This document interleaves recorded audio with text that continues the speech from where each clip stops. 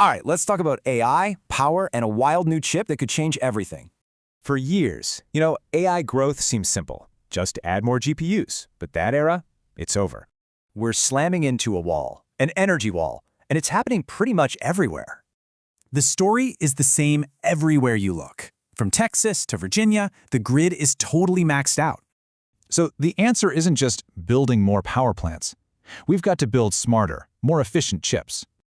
And that's where our story really kicks off, with a founder named June Pike. He saw this coming.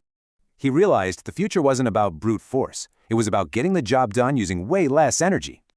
Look, GPUs have been amazing for AI, but their do-everything design? It's actually super wasteful.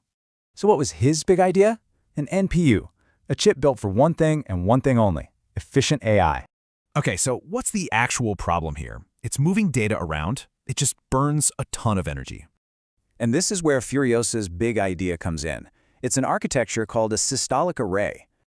So instead of fetching data over and over, it just flows right through, getting reused at every step. Here's a cool way to think about it. The NPU chef, everything's already right there on the counter. So at the Hot Chips conference, they revealed the numbers. And honestly, they were pretty mind-blowing. What's that mean in the real world? About 40% more performance for every single watt of power used. That kind of efficiency gets you noticed. We're talking a reported billion-dollar offer from Meta. But rumors are just rumors, right? It's the real-world validation from partners like LG that really counts. And here's the wild part. You've probably already used an NPU in your phone. Now it's hitting the big leagues. Now, Furiosa isn't alone here. Giants like Google and Amazon, they're building their own custom chips too. This really signals a massive shift. The whole game is changing from who's biggest to who's smartest. So does this mean it's game over for GPUs? Well, not for training models. They still crush it there.